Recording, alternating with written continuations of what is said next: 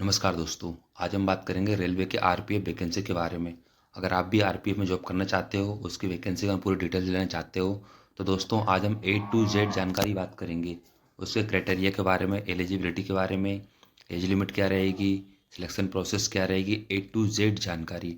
आइए जानते हैं हम लोग एलिजिबिलिटी आरपीएफ के बारे में। बात करते हैं आरपीएफ वैकेंसी के बारे में। फुल डिटेल्स 2024 की न्यू वैकेंसी। जनरल की बात करें, जनरल के लिए जो एज लिमिट है अभी 18 से 28 वर्ष की दी गई है, क्योंकि पहले 25 वर्ष थी, लेकिन कोरोना काल के बाद से हर कास्ट को 3 साल की एक्स्ट्रा छूट दी गई है।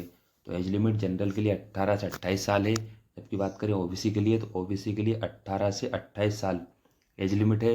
इसी के साथ ही ओबीसी को 3 साल का एज रिलैक्सेशन भी दिया जाएगा।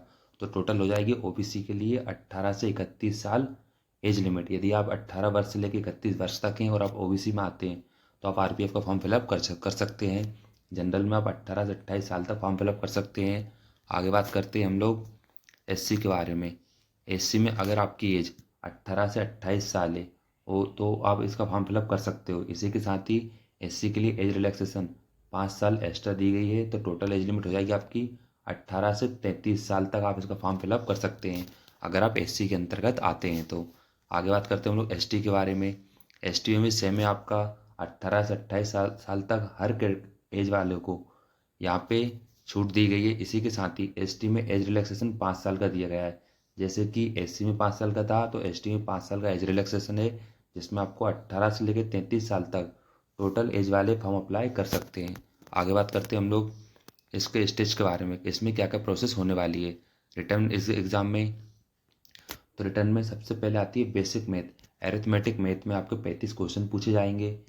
अगला रहेगा आपका जनरल इंटेलिजेंट और रीजनिंग में। रीजनिंग आपके 35 क्वेश्चन आएंगे।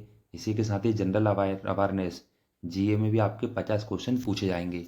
यानी कि मैथ के 35 क्वेश्चन, जनरल इंटेलिजेंट और रीजनिंग का मैथ से 35 क्वेश्चन, और जनरल अवेयरनेस का आपके 50 क्वेश्चन। ये सारे क्वेश्चन पूछे जाएंगे, तो टोटल आपके 120 क्वेश्चन पूछे जाएंगे।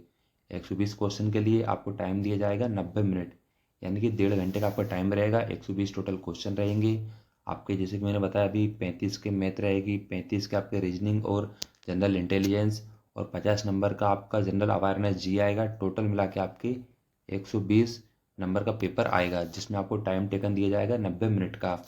पर क्वेश्चन के लिए आपको प्रति क्वेश्चन के लिए 1/3 की माइनस मार्किंग रहेगी, यानी 1/3 की इसमें माइनस मार्किंग रहेगी आपकी।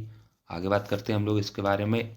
सेकंड स्टेज रिटर्न का इसका आता है फिजिकल। फिजिकल के बारे में हम लोग बात करेंगे। पहले बात आती है जनरल और ओबीसी की हाइट के बारे में। तो हाइट मेजरमेंट में क्या रहेगा आपका, अगर आप मेल कैंडिडेट हैं और आपकी हाइट 165 सेंटीमीटर है, तो आप इसके लिए फॉर्म अप्लाई कर सकते हैं। गर्ल्स की बात की जाए फीमेल के लिए, तो फीमेल के लिए हाइट होती है आपकी 157 सेंटीमीटर। बात करें चेस्ट, तो मेल के चेस्ट की मेजरमेंट होता है, जिसमें नॉर्मल चेस्ट 80 सेंटीमीटर मांगा जाता है, और फुलाने के पश्चात आपका 45 सेंटीमीटर मांगा जाएगा। यानी कि +5 सेंटीमीटर सीना फूलना ज़रूरी होता है इसमें फिजिकल एलिजिबिलिटी के लिए। आगे बात करते हैं हम लोग एसटी एससी की हाइट के बारे में। एसटी एससी में अगर आपकी हाइट 160 सेंटीमीटर है और तो आप इसका फॉर्म अप्लाई कर सकते हैं। बात करें मेल की, तो यदि आपकी हाइट 152 सेंटीमीटर है, आप मेल कैटेगरी में एसटी एससी के अंतर्गत आते हैं, तो आप इसके लिए फॉर्म अप्लाई कर सकते हैं। बात करें चेस्ट के बारे में, तो एसटी एससी में चेस्ट भी आपका सेम रहता है ओबीसी जनरल वालों की तरह, 80 से 45 सेंटीमीटर। 80 आपका नॉर्मल चेस्ट मांगा जाता है, लेकिन +5 सेंटीमीटर, 45 सेंटीमीटर आपका फुलाने पर चेस्ट होना चाहिए।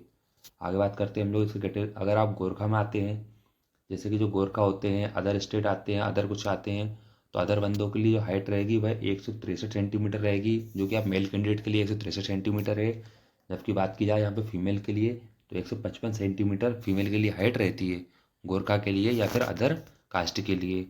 अब बात करते हैं इसके फिजिकल क्राइटेरिया में रनिंग के बारे में।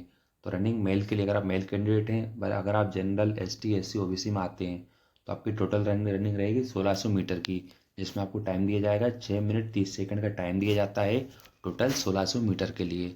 इसके बाद रनिंग के बाद फिर आपकी आती है लॉन्ग जंप। लॉन्ग जंप आपकी 12 फीट रहती है, जो आपकी सिर्फ क्वालिफाई रहती है, आपको 12 फीट लॉन्ग जंप करना है। अगले स्टेज में बात आती है लास्ट वाली हाई जंप। हाई जंप इसमें 3 फीट 9 इंच मांगी जाती है, यानी आपको रनिंग 1600 मीटर को आपको 6:30 में निकालना है, 6 मिनट 30 सेकंड में। लॉन्ग जंप आपकी 12 फीट रहेगी और हाई जंप आपकी 3 फीट 9 इंच रहेगी। आगे बात करते हैं हम लोग गर्ल्स के बारे में। गर्ल्स के लिए फिजिकल क्राइटेरिया क्या रहेगा। अगर आप गर्ल्स के अंतर्गत आते हैं तो आपको 800 मीटर की रनिंग करना पड़ेगी। 800 मीटर की रनिंग के लिए आपको टाइम दिया जाएगा 4 मिनट का। आगे बात करते हैं लॉन्ग जंप के बारे में, तो लॉन्ग जंप आपकी 9 फीट रहेगी।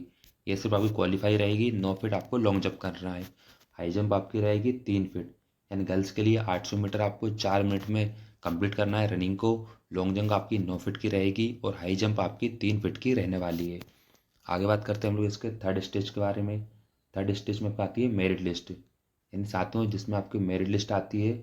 मेरिट लिस्ट का आपके डॉक्यूमेंट वेरिफिकेशन होता है, यानी आपको डीवी के लिए बुलाया जाता है। आपके डॉक्यूमेंट्स अगर क्लियर रहते हैं, आपके जैसे कि टोटल आपके डॉक्यूमेंट जाति प्रमाण पत्र, मूल निवासी, आपका जैसे सेंटर का जाति प्रमाण पत्र, आपका एप्लीकेशन फॉर्म, किसी में कोई मिस्टेक नहीं होती, आपके नाम की स्पेलिंग, पिताजी के नाम की स्पेलिंग, इसमें मिसपेच नहीं होता है, तो साथियों इस डॉक्यूमेंट्स के बाद आपकी ज्वाइनिंग हो जाती है। तो दोस्तों कैसा रहा आज का सेशन।